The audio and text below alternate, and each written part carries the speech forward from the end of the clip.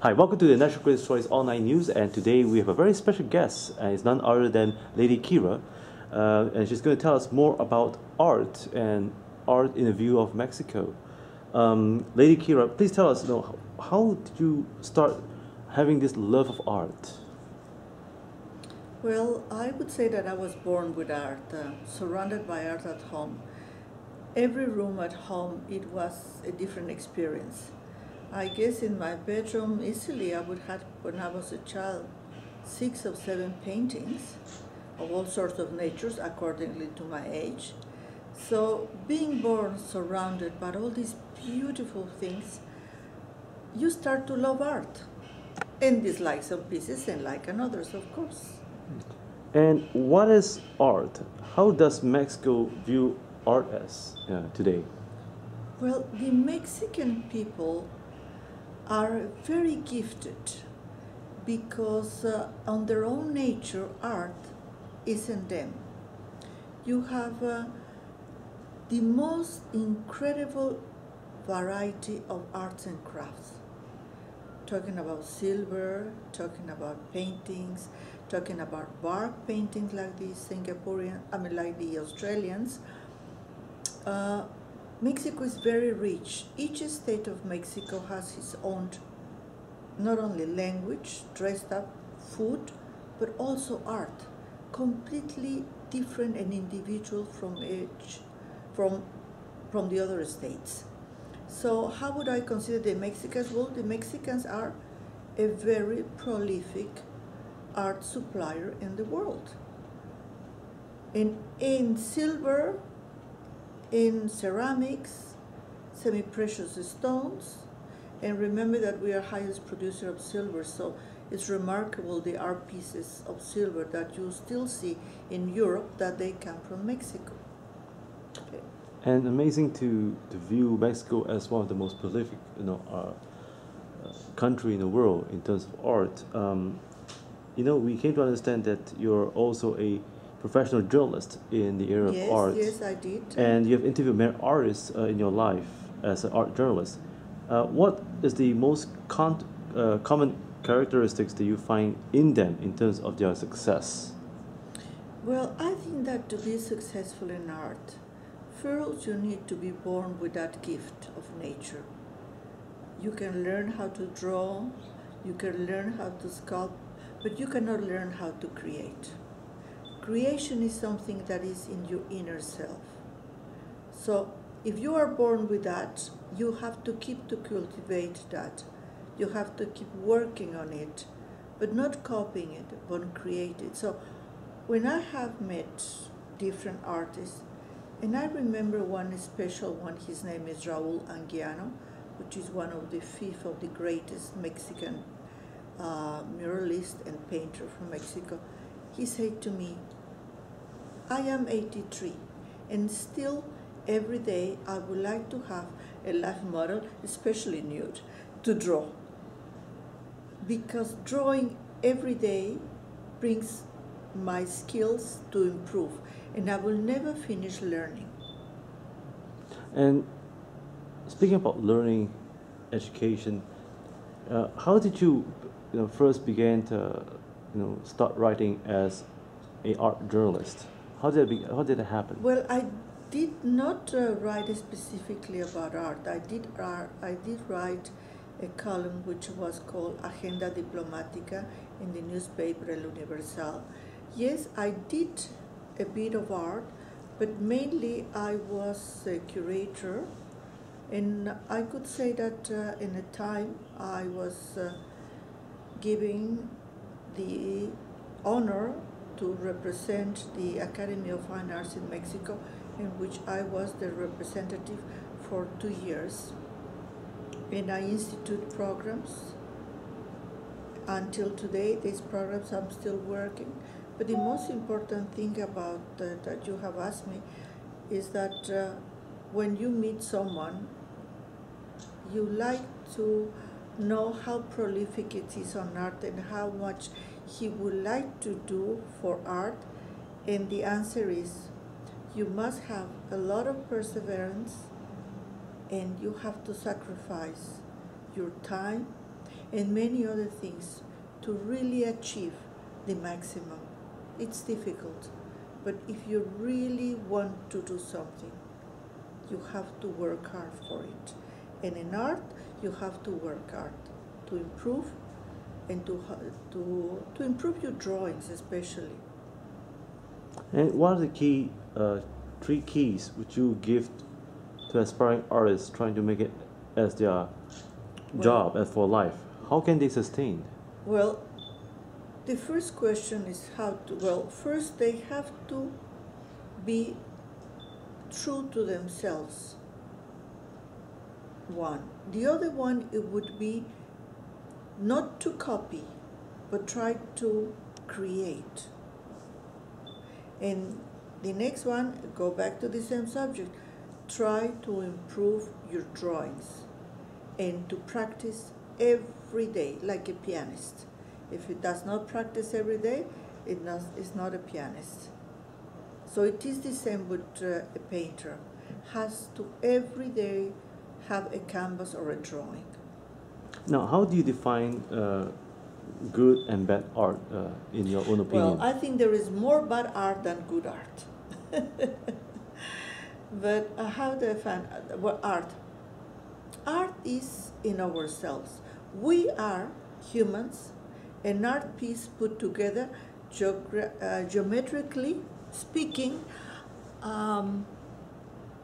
nicely. We are circles, we are any geometrical form that you see in nature is on humans.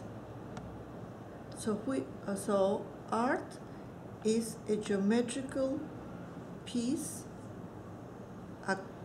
doing accordingly right, mathematically speaking. Geometry will not exist without mathematics. Mathematics will not exist without geometry. And both are art. Why? Because in humans, as in nature, we are a combination from these factors. Now, where is... I don't know if I did explain myself, or it's a bit confusing. But where is art going in the future right now? Where do you see art going? Oh, well, I think that art is going to something which is a result of the new technology. And that I mean computers, lasers, three-dimensional prints. This is what art is going to become now. Art is going to be subliminal. It's not going to be maybe 20, 30 years. I'm not going to be here. You don't know, but you might. But art, it will be high technology. And laser, you already have a high technology with laser that reproduce images in colors. This is art. But this is the new conception of 21st century.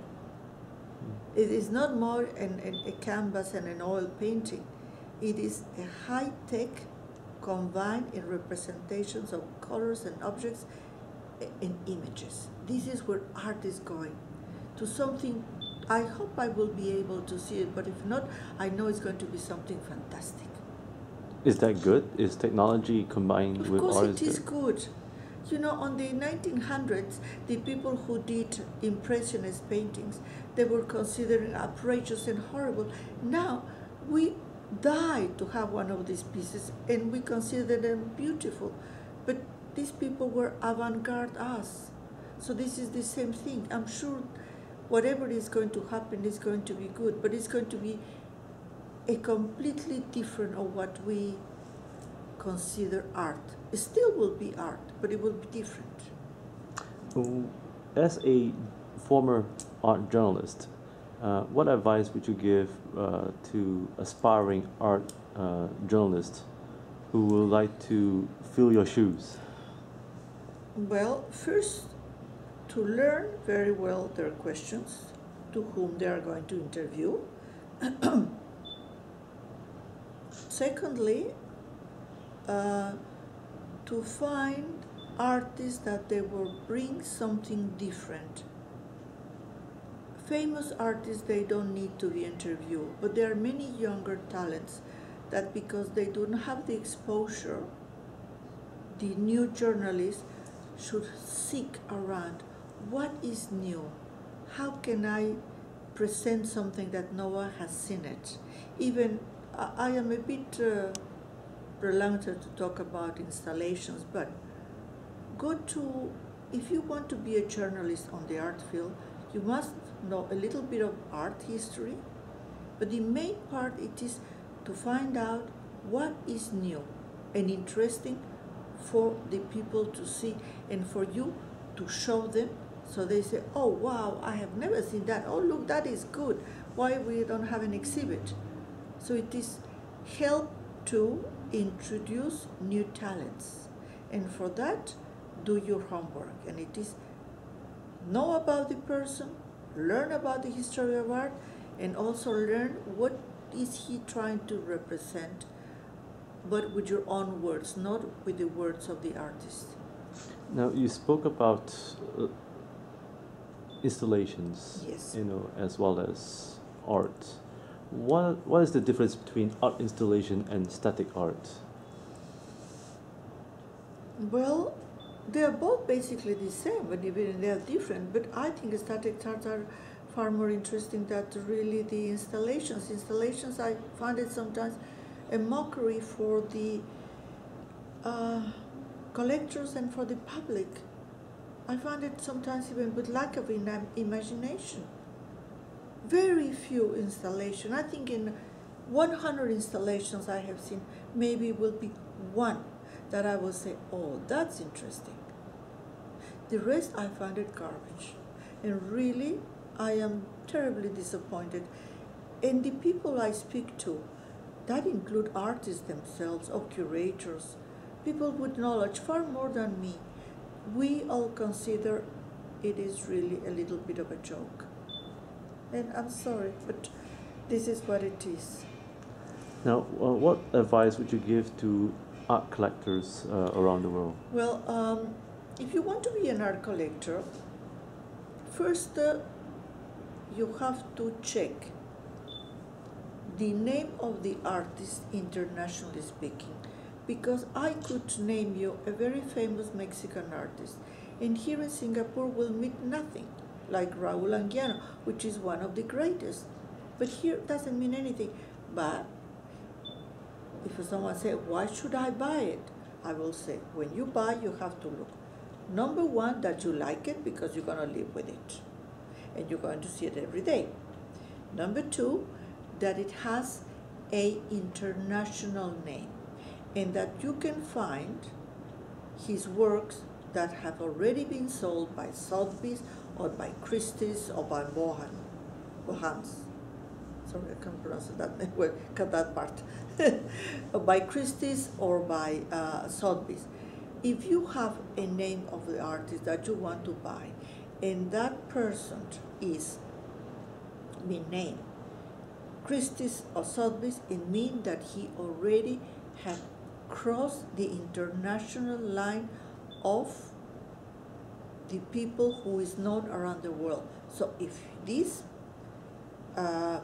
houses sell their work, is because it's already internationally approved and internationally recognized. So then it means my prices will raise slowly or much, depends. So look also for the names on the international houses. As a journalist, as a art collector, and as a person, how would you like individuals remember you with all your extensive experience in the background of art? If you ask me what I would like to be remembered, I would like to be remembered as a person who has to help others, try my best on my capacity, and that someone who love art, been patron of art, been patron of many cultural events. I want to always be related with art, with fine art, with beautiful art. And remember, we humans are the most beautiful conception of art. all put together, some nicer than the others, but we're still a piece of art. And our face, as I mentioned to you, geometrically speaking and mathematically correct, we say that we are two circles, a small one and a big one. And if you put a compass, then you make a round face. So if you play with geometrical forms, you will do a face. And when you do a face, then you know I am correctly, mathematically, and geometrically nice. Well, Lady Kyra, thank you for joining us here Not at the at Natural all. Greatest Choice. And folks, please, thank you for joining us. And if you do need more information, please log on to our Facebook page, The Natural Greatest Choice, or Robin Steinberg Show. Once again, have a good week ahead. You have to read it